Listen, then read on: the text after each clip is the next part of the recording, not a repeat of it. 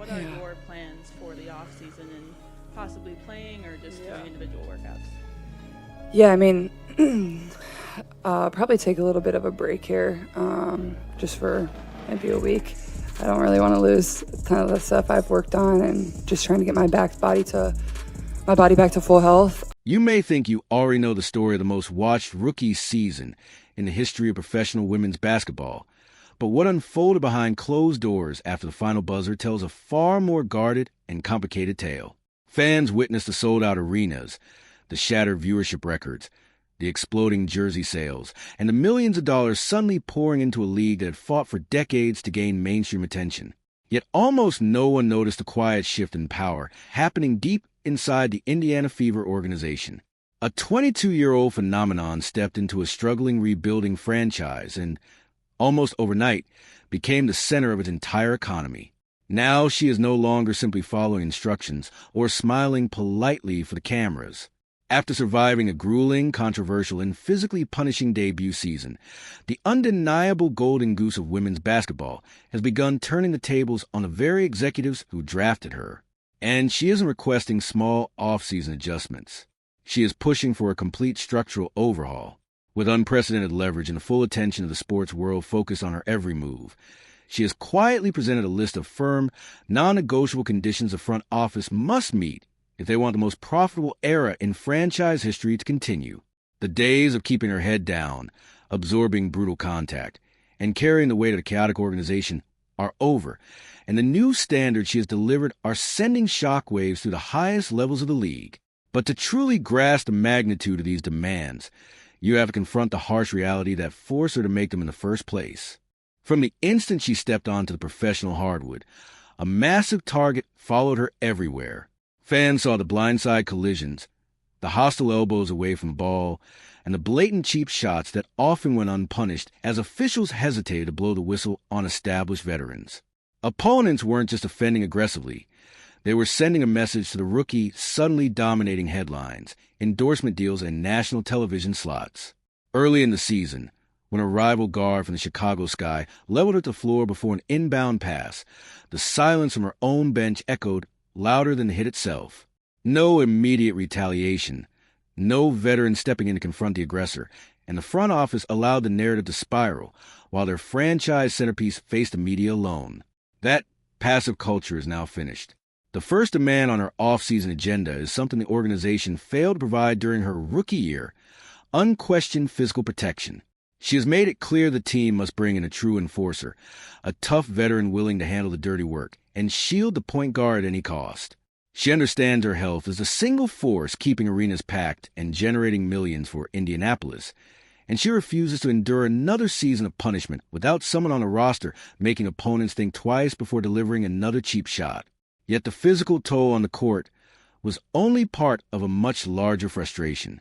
While she absorbed relentless contact from defenders, the situation unfolding on her own sidelines often felt even more chaotic. The tension had been building since opening night in Connecticut and eventually exploded into a full coaching overhaul once the offseason began. During the first half of the year, the offensive system often looked confused and disconnected, rarely maximizing the greatest long-range shooter the sport had ever seen. Former head coach Christie Side stubbornly pushed a slow, grinding style that neutralized a fast-paced transition attack that made the young star a record-breaking college sensation. Momentum-killing timeouts arrived just as the offense caught rhythm, and exhausting defensive assignments left the rookie drained by the fourth quarter. To anyone watching closely, the outdated approach seemed to suffocate a once-in-a-generation talent. When the offseason finally arrived, whispers spread that the star guard had lost confidence in the sideline leadership. Realizing she could never chase a championship in a system unwilling to evolve with her extraordinary skill set, the head coach was suddenly dismissed, and a new chapter began with the hiring of Stephanie White, a respected offensive strategist with deep Indiana roots. Moves of that magnitude rarely happen without the quiet, unmistakable influence of the franchise's most powerful voice. The quiet but unmistakable approval of the franchise cornerstone was all it took. She never needed to shout into microphones or stage dramatic confrontations. Her calm dissatisfaction and enormous value spoke louder than any public demand.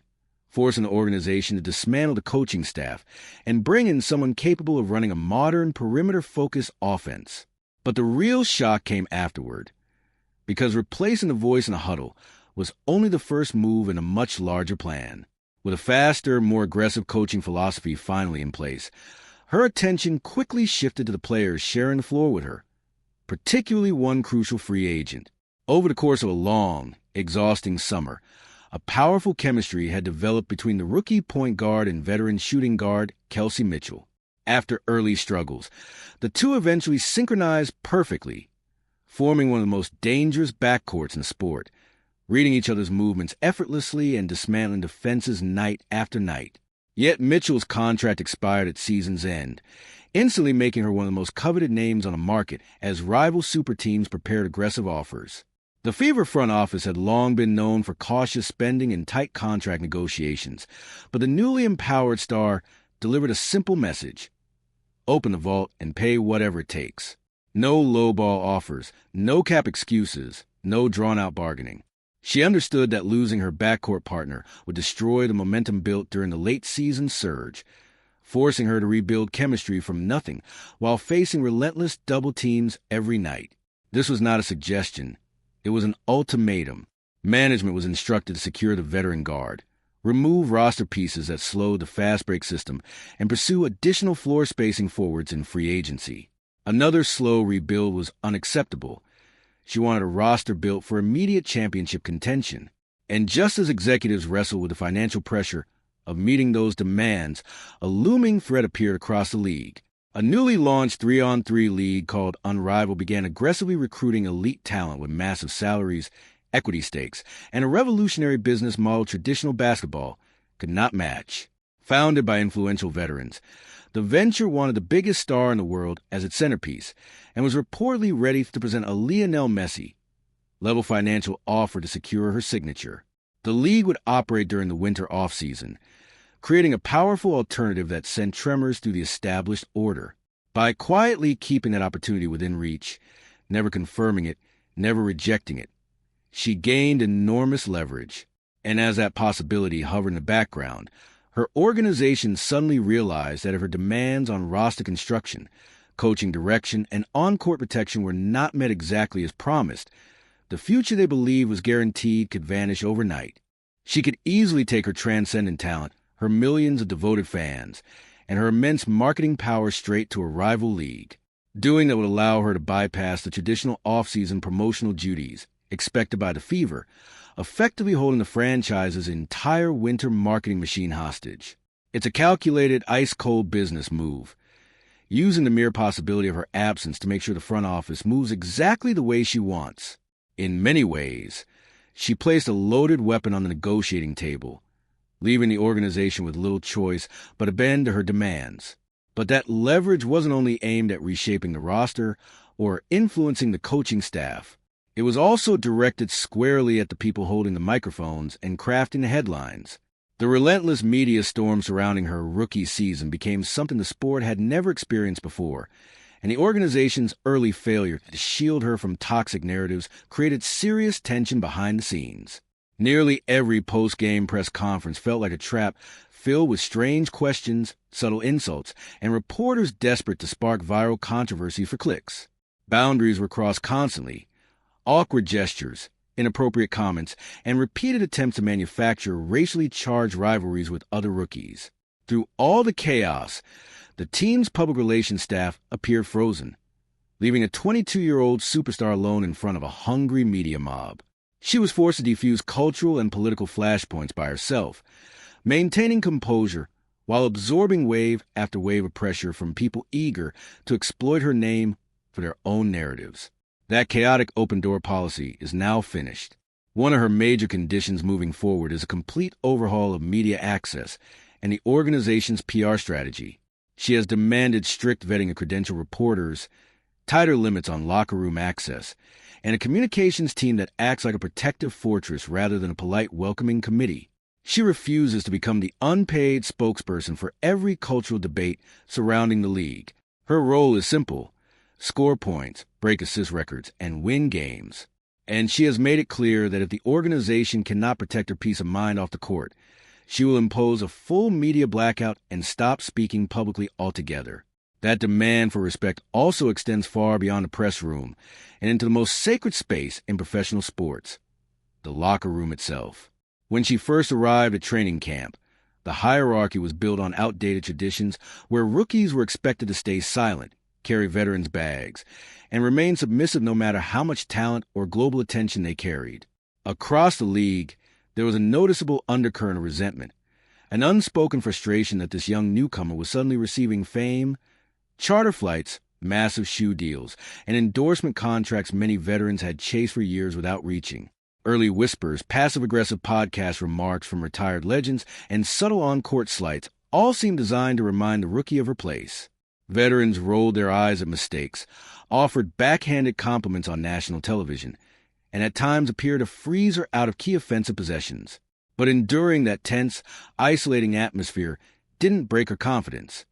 It hardened it, accelerating her growth and transforming the way she now approaches the league around her. Now stepping into her second season, she isn't quietly waiting her turn anymore. She's demanding full leadership authority. No more asking for permission to speak inside the huddle. Now she commands it. The era of automatically deferring to veterans simply because they've logged more years in the league is finished. Every player in that locker room is expected to embrace her pace, trust her court vision, and match the relentless standard of execution she brings every single day. And if anyone on the roster feels uncomfortable with that new reality, if pride gets bruised by taking direction from a second-year player, they're free to ask for a trade. The shift has been a jolt to the system inside the franchise, but also mirrors something much bigger unfolding across the entire league. The waves created by her influence have traveled far beyond the court, reaching executive offices in New York and shaking the very foundation of the sport's financial structure. For years, players quietly tolerated modest base salaries, exhausting commercial travel, and contracts that limited their ability to earn what their talent was truly worth. But watching one player ignite hundreds of millions of dollars in ticket sales, merchandise demand, and a groundbreaking national television deal shattered the long-standing narrative that the league simply couldn't afford more. Suddenly, the players' union made a bold move, opting out of the current collective bargaining agreement and pushing for a dramatic restructuring that includes stronger revenue sharing, permanent charter travel, and far greater player compensation. She didn't officially organize the union's decision herself, but the economic explosion surrounding her presence became the undeniable spark behind the entire movement. And looming over any future labor battle is the most powerful advantage of all, her personal endorsement empire. With major brands like Nike and Gatorade, brings in millions that completely overshadow her official league salary. In reality, she doesn't rely on the league's paycheck to succeed. If negotiations ever turned into a lockout, she could easily step away, play lucrative international exhibitions, or headline alternative 3-on-3 leagues without losing a single dollar of her real wealth. That quiet, unspoken possibility hangs over every negotiation, forcing ownership groups to rethink the entire business model they once believed they controlled.